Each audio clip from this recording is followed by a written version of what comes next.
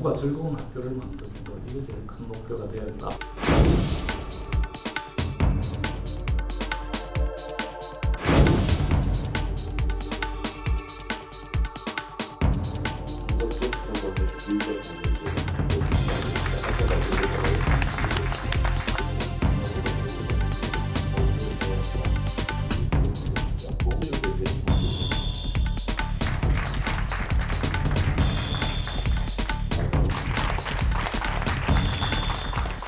부산 교육감 중에서 이제 그 진보 쪽으로 분류된 아마 첫 당선자가 되신 것 같습니다. 그래서 기대와 또 약간의 걱정도 있는 것 같습니다. 비판자 입장에서 이제 정책을 결정하고 집행하는 신분이 바뀐 것 같습니다. 그래서 오늘 우리 당선자님의 생각도 들어보고 또 질문도 하고, 그래서 부산 교육이 앞으로 어떻게 나아가야 되는지, 흔들리는 대한민국 교육의 현장을 과연 바로잡아 주실 분인지 오늘 즐거운 시간, 또 진지한 시간, 그리고 따뜻한 격려의 시간이 되었으면 좋겠습니다. 전 당선자를 큰 박수로 단으로 모시도록 하겠습니다. 큰 박수 부탁드립니다. 무엇보다도 먼저 이 전국적으로도 가장 명품 아카데미로 평가받고 있는 국제신문정치 아카데미에 이렇게 여러분들과 함께 만날 수 있는 시간을 주신 차승민 사장님과 국제신문사한테 진심으로 감사를 드립니다. 지지를 받아서 교육감에 당선이 되었습니다. 그리고 뭔가 애한테 해줄 거는 결국 사교육이라고도 시켜서 또 그분들이 또 바라보는 어떤 시각, 진보교육감 뭐 이런 평가를 하라. 우리 아이들이 정말 그 구조를 기다리면서 구명조끼를 입고 선실에 가만히 있으라는 얘기만 듣고 선실에 있다가 정말 안타깝게 그 목숨을 잃는 이런 현장들을 보면서 교육에 대해서는 뭔가 좀 근본적인 패러다임이 바뀌어야 되지 않느냐. 관심과 여지만 가지고 있으면 많은 부분 바꾸고 공부가 즐거운 학교를 만드는 것, 이게 제일 큰 목표가 되어야 되겠다. 일단 즐거운 학교를 만들려면 어떻게 해야 되느냐라고 할 때 한마디로 얘기하면 공교육을 정상화하는 것. 지금 우리는 사교육과 공교육 속에서 완전히 학교에서는 엎드려 자고 공부는 학원에 가서 하는 것처럼 이렇게 전도되어 있는데, 일단 학교에서 정규 수업 자체가 정말 알차게 진행이 되고, 그래서 굳이 사교육을 하지 않더라도 학교에서 뭔가 아이들이 원하는 걸 얻어가고 또 충만할 수 있는 이런 학교로 좀 바꿔야 되겠는데, 실제 부산에 학교가 600개가 넘게 있는데 이런 학교를 하루아침에 바꾸기는 어렵다고 보고요. 그래서 제가 말씀드렸던 것은 이제 부산형 혁신학교를 임기 중에 한 30개 정도 만들어서 공교육, 학교를 통해서 제대로 즐거운 공부가 되고 또 학교에서 교사와 학생 간의 인격적 만남이 이루어지는 이런 모델을 만들 필요가 있다. 그런 모델을 제대로 이렇게 만들어내기만 하면 차차 확산이 돼가지 않겠느냐. 이때 제일 중요한 전제가 되는 것은 결국 교사들이 바뀌어야 하는데, 교사가 바뀌기 위해서는 제가 보기에 제일 중요한 게 잡무로부터 좀 벗어나야 됩니다. 교사들이 너무 많은 잡무에 시달리다 보니까, 저도 사범대학에 30년 있었기 때문에 많은 제자들이 학교 현장에 나가 있는데 이 친구들 얘기가 그 수업 따위 때문에 잡무를 못하겠다. 둘째로는 잘 아시다시피 부산 교육에 대한 평가 중에 가장 대표적인 게 이 청렴도가 제일 바닥 수준을 면치 못하고 있습니다. 그래서 청렴도가 이렇게 낮다 보니까 교육을 책임지는 교육청이 학교나 학부모에 대해서 이 권위가 서지 않고 또 일을 해도 제대로 연이 안 서는 이런 상황에서 갈수록 이렇게 침체를 경험하고 있기 때문에 어떻게 하면 학교 자체를 좀 더 청렴하고, 그래서 학부모들로부터 그리고 시민들로부터 신뢰받는 교육 행정을 세워낼 거냐, 이게 두 번째로 긴급한 과제일 것 같다. 실제 그 교육청 자체가 어떻게 보면 부정과 비리로 굉장히 부정적으로 평가되고 있습니다.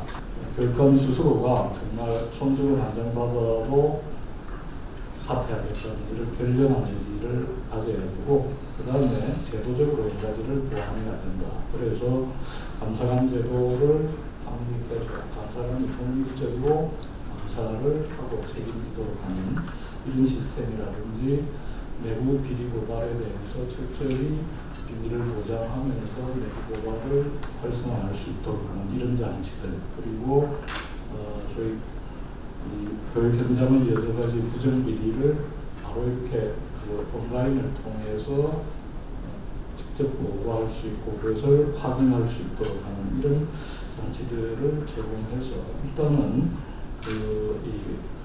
일어난 어떤 부정과 비리에 대해서 제대로 찾아내고 그걸 엄중하게 적발하고 책임을 묻도록 하는 이런 시스템을 만드는 한편, 애초에 이 부정과 비리가 일어날 소지를 줄이는, 그래서 구매나 계약 제도 이런 것들을 개선한다든지, 또 가장 불만의 요지가 되고 있는 승진이나 정보 등의 인사제도에 대해서 현장 중심의 새로운 시스템을 도입한다든지, 또 지금 우리가 언론을 통해서 간혹 확인합니다만 저희 지원을 받으면서 실제 자기 책임을 다하지 않는 여러 가지 사학 비리 이런 부분에 대해서 의지를 가지고 좀 제대로 척결하려고 하는 이런 노력들을 함께 해서 어쨌든 깨끗한 학교 또 청렴한 교육이 될 수 있는 이런 조건을 꼭 만들어 가야 되겠다 이렇게 생각을 합니다.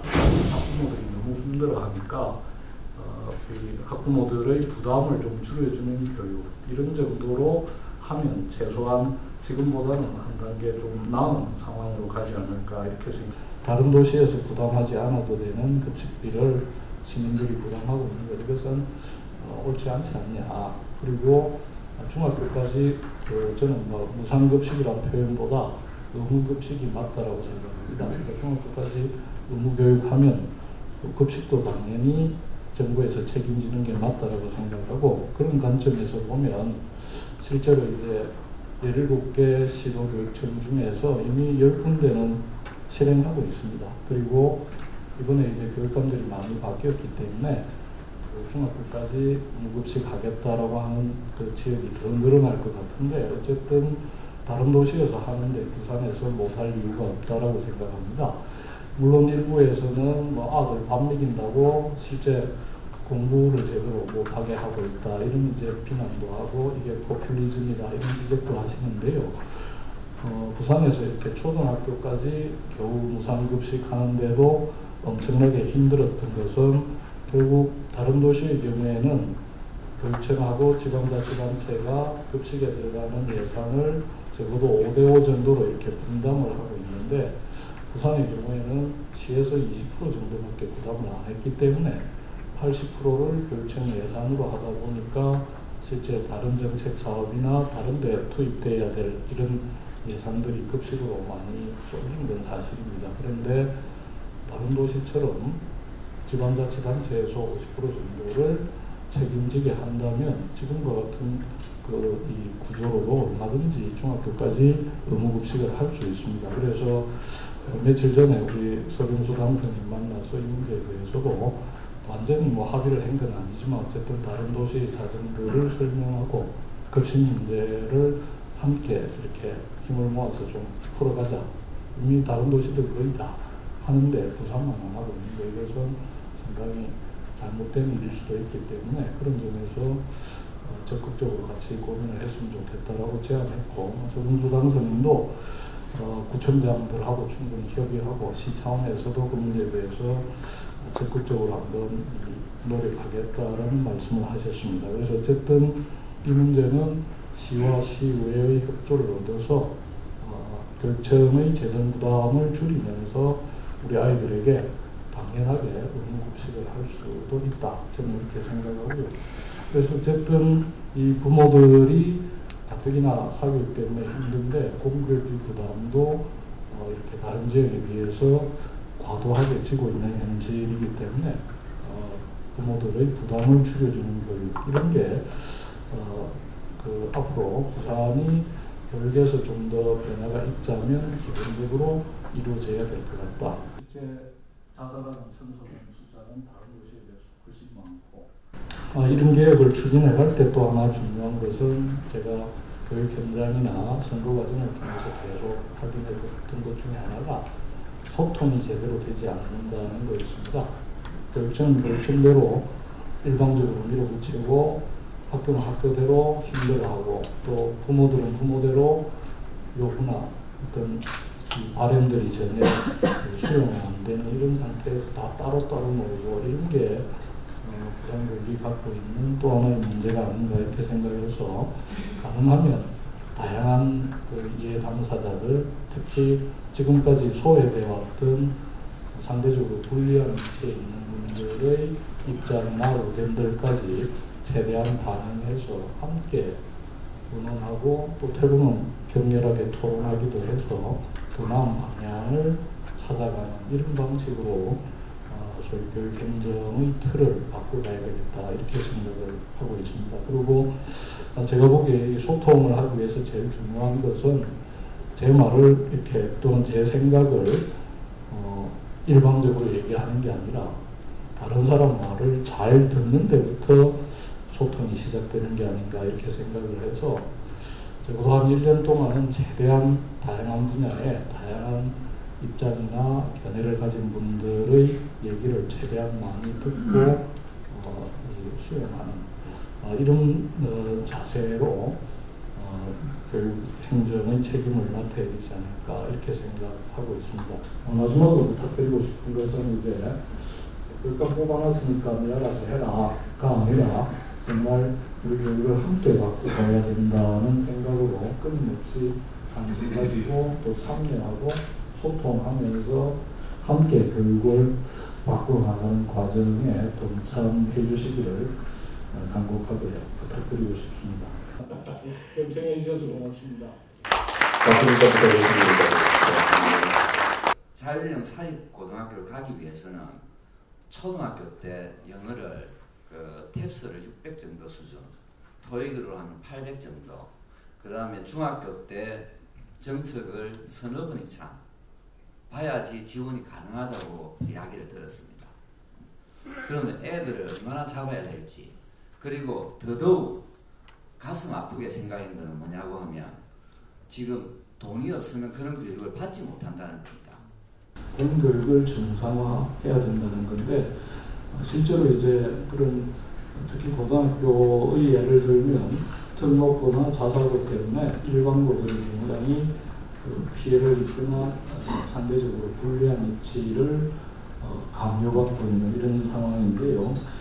그래서 언론을 통해서 보면 소위 진보 교육감들이 특목고나 자사고 폐지하겠다 이런 약속을 한 걸로 나타나고 있는데 저는 일단 그렇게 공약하지는 않았습니다. 특히 우리 부산의 경우에는 자사고가 지금 한 군데뿐이기 때문에 한 군데밖에 없는 이 자사고를 폐지한단 말고 할 필요가 없겠다. 그래서 특목고든 자사고든 원래 이 설립 취지에 맞게 제대로 운영될 수 있도록 관리하고 감독하고 또 제대로 하면 적극적으로 지원도 하는 이런 방식이 필요하다. 네, 오늘 보면 그 전교조 문제가 1심 8개월이 난 걸 알고 계실 겁니다.